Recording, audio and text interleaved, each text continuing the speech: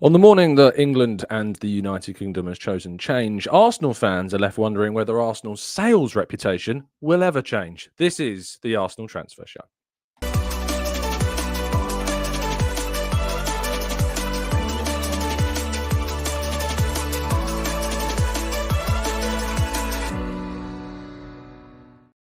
Hello and welcome to the Gooner Talk, back again with you guys for another episode of what is the Arsenal Transfer Show. Joining you every single morning here in the UK, at UK time, of course. Thank you, as always, for tuning in and joining us. And thank you to all of you that are listening on catch up as well. Please do drop a like and help us to reach 1K on the channel every single day as well. Thank you to those that have tuned in live. Good morning to you. Good morning to Tabani, to Tucker Boy, to Jose, Amira, Martin, Blackshine, Ryan, Damien, Clincy, Rich, Rob, John, Seth, Sweating Merlot, Steve, Matt G, Harrison, Lorenzo, Stephen Z, Vivian, Temi, Errol, Paul, and plenty more of you guys and girls as well. Thank you to you all for tuning in. As I mentioned, we're trying to reach the capacity of the Emirates Stadium in subscribers. So if you ever could be ever so kind to subscribe if you're new to the channel, please would you do so. Let's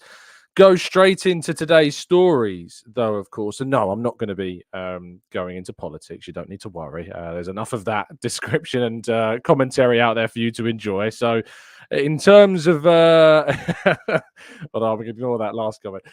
In terms of Arsenal specific stories, 7 players signing pro contracts with Arsenal, which is really good news. Brian Okonkwo, Maldina Kukuri, Josh Nichols, Ismail Kabia, Sebastian Ferdinand, Harrison Zuzek, and Osman Kamara all signed their first professional contracts with the club. So a massive congratulations to all of them on their brand new deals. So fantastic to see. Moving to another signing, and that is of David Raya, who has confirmed his permanent move to the club.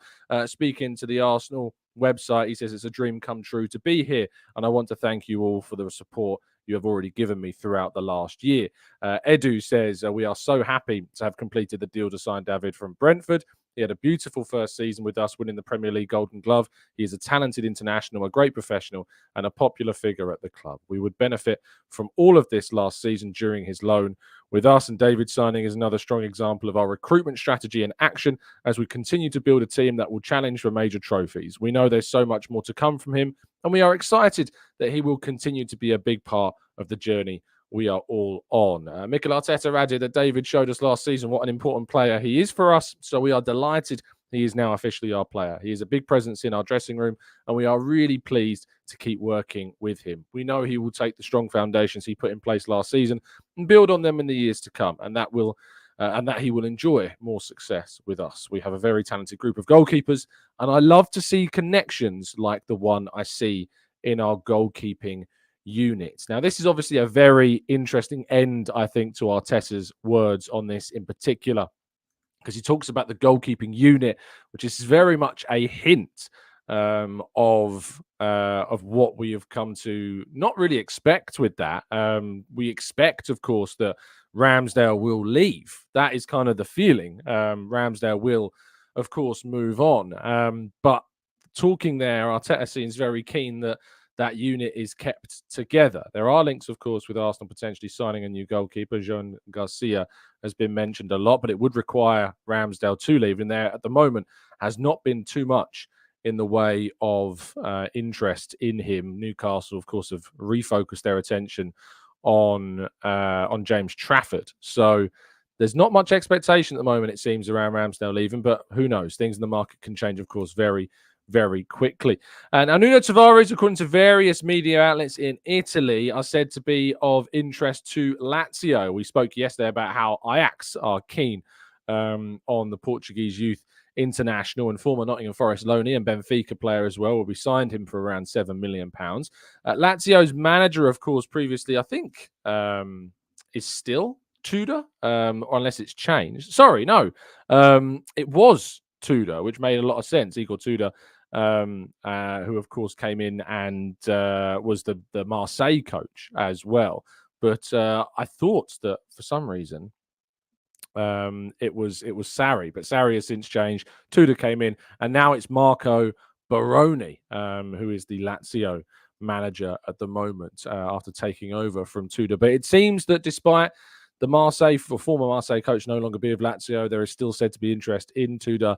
And of course, we know that Guendouzi is there as well. So maybe there'll be an Arsenal link up from their time together with Marseille, but don't expect Arsenal to get 40 million like many thought that we might in the past.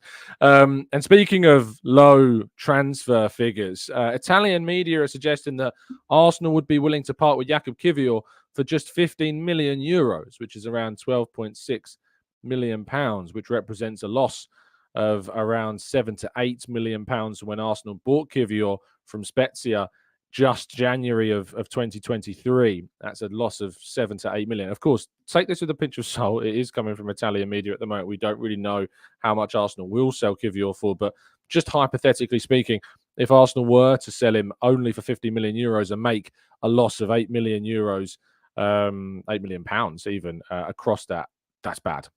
There's no debate about that. That's bad. I don't want everyone to start losing their heads about it, but if we make a loss on Kiwior, that's awful. That's really, really bad. And certainly I'll be having questions and pointing some fingers and asking why that is the case. So hopefully that doesn't happen. And Arsenal doing this report is somewhat off base. But yeah, rather mad to think that Kiwior would be making a loss, considering, of course, the improvement from his time at Arsenal, the fact that he started against Manchester City in Arsenal's biggest game of the season at the Etihad and helped keep a clean sheet. So I'd find that very strange if indeed that was the case. But there's another story that is, of course, raising some concerns about Arsenal's sales strategy this window, and that is Mika Biereth, who it was confirmed yesterday will be joining Sturm Graz on a permanent deal. The Austrian side will pay £4 million for Mika Biereth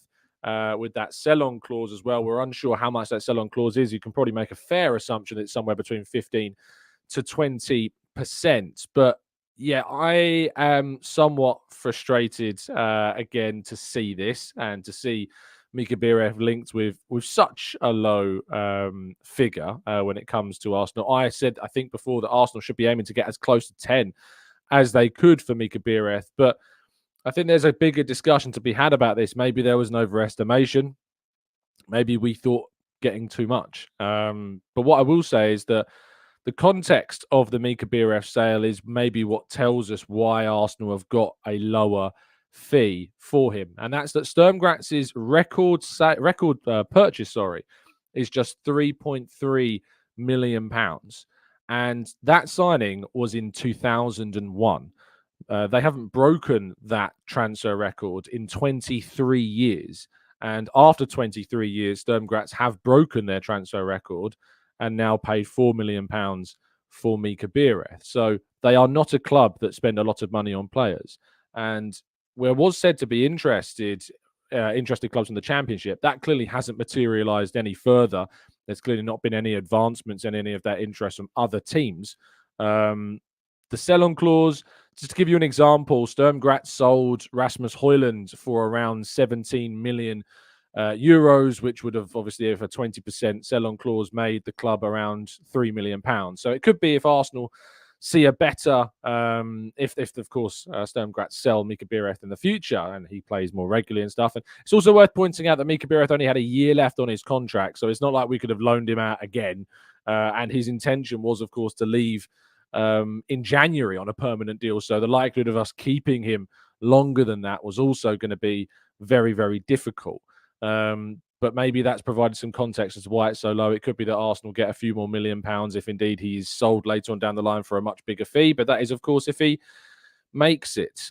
Were people overrating him? Has the context of Sturm Graz situation, the lack of interest from other clubs in the end, changed it? Let us know your thoughts, of course, in the comment section after the video and in the live chat if you're live. But Mikel Arteta has actually been speaking about Arsenal's transfers. He was spoken to exclusively by ESPN and James Ollie reporting this story. He was asked how active he expects Arsenal to be. He says, I think both ways, players coming in and going out of the club, there are things that we have to improve, that's for sure, and we are going to try to. But the market is tricky. We have been very aggressive, we are very determined, and we have a clear and obvious idea of what we want to do. It will come down to finding the right agreements at the right time. Make sure you clearly hear those last few words, right agreements at the right time. He was also asked on his contract situation. He says, no, there is no update at the moment. The thing that hasn't changed is how happy I am and how valued I feel here and how much I love representing this club. And I'm really glad that James, I'm assuming it's James that did the questioning because it was his article that I saw retweeted. James really pressed Arteta on this and said, are you expecting that to be resolved before next season? He says, things happen in a natural way and our relationship is that good that I don't predict any issues happening. But things have to develop in the right way and it will happen.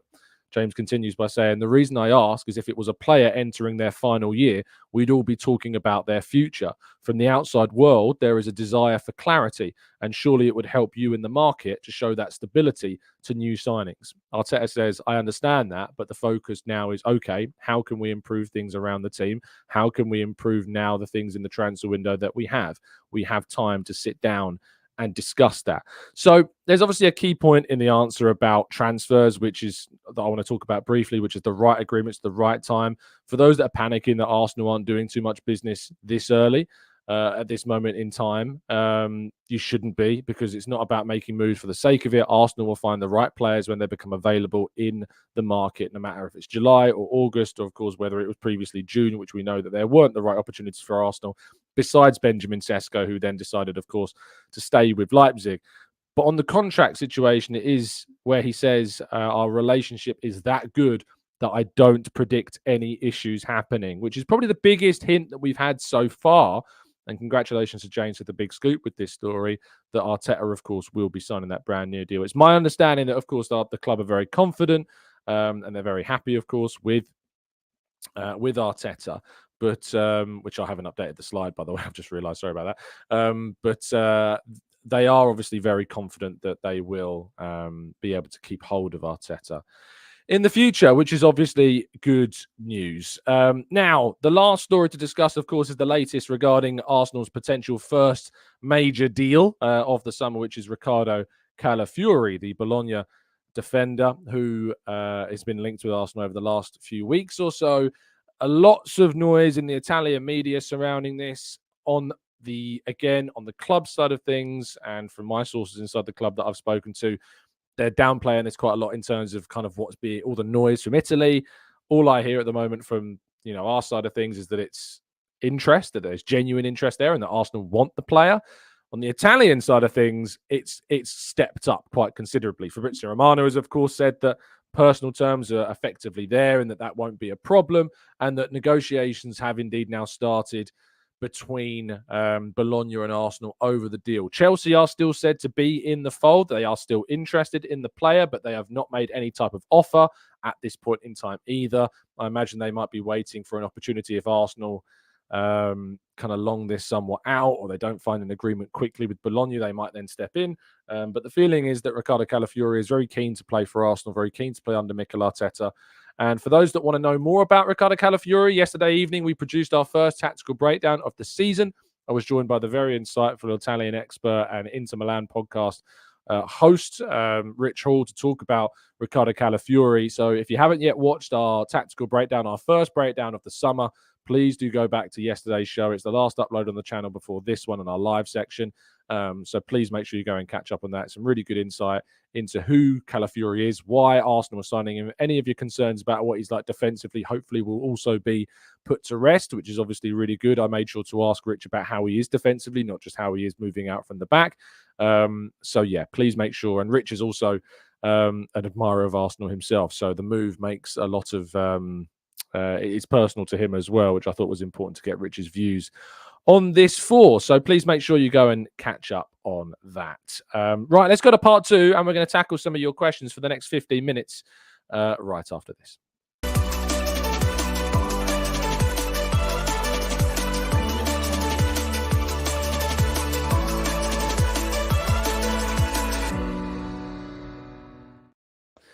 Okay, this is part 2 of the show where we jump into the chat and tackle as many of your questions as we can.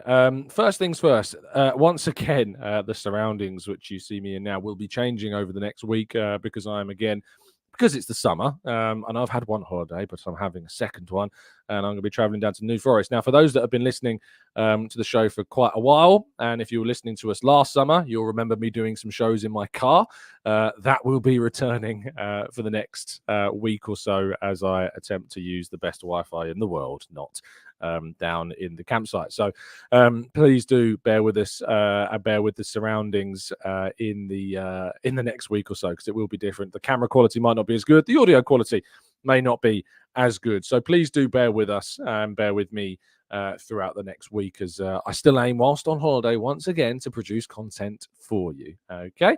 Good morning to those in the chat box, of course, still joining us. Daniel Shaw, it's your birthday today. Daniel, one of our brilliant phone-in show contributors. I hope you have a fantastic day, mate. Please do enjoy. Matt says the Biereth deal is a good one in my eyes. A fairly decent loan in 2 lower leagues.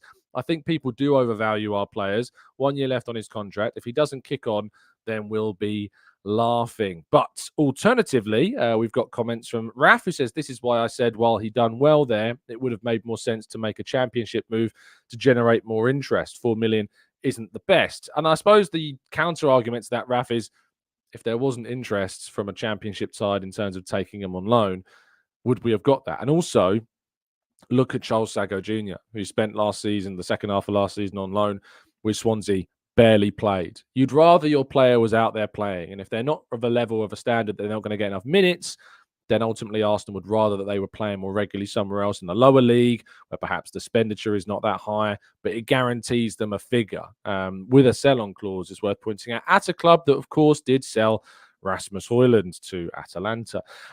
D says it's about the demand for a player. You can make up any figure, but if there's no demands, they will just sit at the club, and we need money this summer. TJ asks, Smith Rowe and Nketiah need to be sold, and sold well. If they stuff up those sales, expect something of a storm. Frederick says, Alex, in response to an earlier comment, is it possible that there was a law that Arsenal couldn't sell to a better club who has money? I can't buy this. The window is not over. Hold on. I'll wait for better clubs to come in. I guess the argument there is should Arsenal have perhaps waited for a better offer for more interest from other clubs? But trust me, in knowing how kind of these situations work, agents, intermediaries sound out other teams all the time. All the time they are sounded out. And for that reason, if a club is about to sign a player for 4 million, if another team wants them, they will come in at that point. They will try to hijack a deal, as we've seen a number of times. Like this, when I look at the Archie Gray deal between Brentford and Spurs and Leeds, of course. If a player is about to move, anyone that's interested in that player at that point will come forward. And it's clear that obviously that wasn't the case with the player, Mika Biereth, who was also very keen actually to return there, which also may have been something of a factor. Headback says, you can't send him out on loan if he only has a year left in his contract. Yes, you can, because we've done it. Arthur Okonkwo spent last season on loan at Wrexham in the final year of his contract. Matteo Guendouzi spent the final year of his Arsenal contract with Marseille. So, yes, you can send players on loan, despite the fact that they're only in a year of their contract left. But you wouldn't have done that with Mika Biereth, of course. John says, would the multi-club structure help with developing our youth? It seems clubs take youth on loan, but shelve them as backups. Absolutely it would, John. Yes, because you'd have greater control and influence over how those clubs use your loan players. So where we've seen Andre Santos, I think it was, of Chelsea, I believe he went to, did he go to Strasbourg in the second half of last season after previously going to Nottingham Forest, where he barely played. Just having a quick look at how much he played. I could get horrifically proven wrong here. He played how many minutes in the Premier League? He played 7 minutes of Premier League football. He then went to Strasbourg for the second half of last season. He started the last 1, 2, 3, 4, 5, 6, 7, 8, 9. He started the last 9 games of the season successively. So I suppose that gives you a good indication about where that's at. Football Palace reckons that Chelsea are going to finish above Arsenal this season. I mean, frankly, with the amount of money they spent, every single time they don't finish above Arsenal, it's a giant embarrassment. Tizer says, "Hey Tom, how are we going for this Italian defender? But are we going for him based upon his Euros performances, or have Arsenal been tracking him for a while? I don't like going for players based on form in the Euros and the World Cup." It's an important question to ask, and it's a question that's been asked by other people as well. What I can tell you about this is that just because you've not necessarily heard a player's name come up in the media, especially this summer, it doesn't mean that Arsenal haven't been tracking players or have had, scouting of players. For Arsenal to sign a player, there are a lot of things that need to happen. There are initial reports, there are initial analytics that go on, then scouts go out to watch the players. Then you have conversations with the player himself and those around him. Arsenal are very diligent about how they look at players, both as individuals and as people. You have to have these conversations, of course, with the intermediaries and the agents. And these processes take months. They go over months. Arsenal do not quickly buy a player based off performances at the European Championships under this current regime. It's not something they're keen on doing. The only time that you'll see Arsenal perhaps make a panic or quick signing is when a window is ending and other forays into the market have proven unsuccessful. But for this situation, certainly that's not the case. I mean, Mudryk is a good example. Thank you, Greeny, for bringing that up. Mudryk's an example of a player where Arsenal scouted him for a very long time. And throughout the course of that season that led up to the January window in 2023, of course, they were making approaches and making conversations with the player right up until that January period. But of course, were beaten to the player signing by Chelsea in the end and missed out on it. A lot of work goes into scouting every single player. And of course, there's a lot of resources that don't always bear fruit. But Arsenal will not sign players just for the sake of signing a player. It will not happen under this current regime at this moment in time, unless it is right at the end of the window and, there needs to be a quick bit of business. And even when there has been a quick pivot, think of Jorginho in the January window of 2023. That was a quick pivot after Arsenal had obviously chased and bidded multiple times for Moises Caicedo from that point. I mean, I remember showing members of the Arsenal staff Moises Caicedo's what's the word? Do you remember that post he did on Instagram? I remember being at Manchester City and I was chatting to some of the Arsenal staff and it popped up on my phone that Caicedo had made this statement. And, I was showing people at the club this message. I remember at the time, and there was this shock of, oh, wow, he's actually, put out a statement. So things change very rapidly in the market and things happen very randomly at times, but you can have all of that go your way like it was going with Caicedo, and yet still the deal doesn't get done. And we pivoted very, very well indeed for Jorginho, who has been a very good player for us as well. Tobacco says, Tom, caught you just on time. Do you think we are underestimating the number of games Arsenal are going to play? I don't think we need to let go of any of our current players due to the volume of games that we have. I don't think we need to let go of as many players maybe as some are suggesting. And if we do let go of that many players, we need to replace them. I also want to see some promotion of youth. I want to see Nwaneri given some opportunities in the first team. I think that's going to be really important, actually, to get him some regular game time. And I think even if we go into, say, a League Cup game against a lower league side, I'd love to see some of the even younger players given an opportunity to play, like Chido Obi Martin as well. So that's also worth thinking about. We need to get a little bit more luck in the draw of those cup competitions, though, as well. NSW says, I only just noticed the change of graphics on the channel. Well done, Tom. Thank you to my fantastic editors who continue to produce amazing content and amazing graphics for us. There's more to come. And we'll have hopefully some new introduction videos as well as we go through the season. Yesterday's tactical breakdown, we have actually got a new intro for the tactical breakdown, but I couldn't lower the volume of it in time because I know you guys moan when it's too loud, and I have to lower their volumes when they're brand new. So for the next tactical breakdown, I'll make sure that is, of course, sorted. Neighbour says, hey Tom, I've watched the show for more than a year now. I love the neutral style of presenting the facts. You're a true Arsenal fan. Thank you, mate. It's very kind of you indeed. Jabu says, I agree with Tobacco. I think we need 2 more attackers. Martin says, can we have new music? Oh, Martin's hating on the DMB. The thing is, Martin, if you want new music, you're gonna have to understand that it'll come with more drum and bass. So I'm never gonna we're never going to lose that, mate. So it's pick your poison, I suppose. Philip says, Tom, do you see Jurien moving into midfield if we sign Riccardo Calafiori? No, I don't. I still think that Timber will be very much a fullback option for us next season. And Salim says, with so much cover now, particularly at centre-back and at left-back, if we sign Calafiori, of course, do you expect, Tom, for us to invest in cover for Saka? Yes. I do. I think that it's much more likely this window that we see a wide player arrive than I do think that we sign a striker. I think that is far more likely.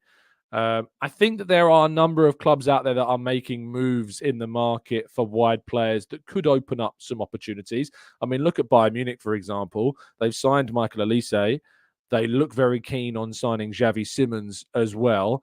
They've already got Coman and Sané and Gnabry and Tel and Zaragoza. I think there's somebody else I'm missing as well. But Gnabry and Sané may be ones to keep an eye on during this window. They may be opportunities for Arsenal. I wrote actually a piece this morning about how maybe Sané could be a very interesting option for Arsenal to consider and the reasons as to why. So maybe keep an eye on that. But there are also obviously other wingers out there. Nico Williams, but he seems very keen on Barcelona. Pedro Neto is actually being linked with Newcastle at the moment, rather interestingly. But it seems the injury record may have put Arsenal somewhat off that deal. Corey says, I don't think we should sign Williams. I'd go for a Prem-proven winger to provide cover for Saka. I suppose, Corey, my question to you would be, who is that? Tell me who that player would be. Jimo says, Tom, why do we consistently get a pittance for our players, like 4 million for Biereth compared to Chelsea, who get close to 20 million for their reserves / under 21s? I suppose my question to somebody would be, who is the comparative example? Who is the comparative example to Mika Biereth that's been sold by Chelsea or Man City that you think compares? So what I need for you to do is to find me a player that moved to a much lower league from the likes of Chelsea or Manchester City, and where they got quite a lot of money for that player, far more than 4 million. Because I had someone say to me, yesterday that the Chelsea youngster the Aston Villa youngster who moved to Chelsea, was it Kellerman? Went for like £90 million. Obviously, that example is quite poor because it was involved in the whole PSR question mark merry-go-round of transfers. So I don't think that's a fair example. Plus, he's also moved to Chelsea, which makes it a very, very different scenario. Whereas Arsenal are selling to Sturmgratz, who, as I say, their transfer record is 3.3 million, and it was set in 2001, and they've broken that after 23 years to sign Mika Biereth for 4 million. So I'm yet to get somebody to give me a comparative example that makes me think, yeah, that deal comparatively is far, far better for City or for Chelsea or for Liverpool. One of those deals. I'm waiting for someone to give me a comparative example of a player of a similar quality to Mika Biereth who played at that level and has gone to that level for much, much more than what Arsenal have got, plus with the sell-on clause that is also in that deal. The Kiwior story from earlier, I think, is a bigger concern than the Mika Biereth story. If Arsenal was to sell Kiwior for a loss, that's a big concern. But I don't think the Mika Biereth story is as much of a concern. Again, Mario Hutchinson went to Chelsea. It's not a comparative example. And Arsenal, again, are making around 4 million from that, from the sell-on clause that was involved in a contract that expired. It wasn't even that he was sold as well. So I think that it's worth trying to come up with an example. I'm going to be rounding up the show in just a second. So for those that are listening, if you think that you've got a comparative example to Mika Biereth from one of those other clubs, please do let me know, because I would love to. I'd love to hear what that example might be, and I'm sure it's something that may be cropping up in tomorrow's show as well. TGR says Ethan Ampadu. Ampadu joined Leeds for what? 6 million quid. Let's have a quick look. Signs for Leeds. £7 million.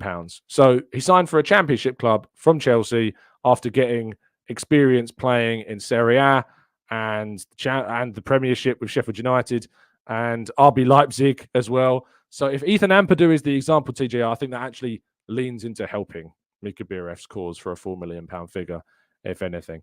But yeah, let us know if you come up with any more. I'd love to hear them. Thank you so much, as always, for tuning in. Please do drop a like on the video and subscribe to the channel if you're new around here, with those notifications turned on so you never miss a show. As I mentioned, I'll be down in the New Forest for the next week. So do bear with me in terms of the situation that we find ourselves in, the surroundings, the Wi-Fi, all of that I cannot control. But I'm going to still try and bring you an 8 a.m. show every single morning, despite being, once again, on holiday. I don't get many holidays in the year, but I've had 2 in quick succession, and I am going to take it and enjoy it. Thank you to you all. Have a great day. Stay safe, stay well, stay happy, and as always, Up the Arsenal.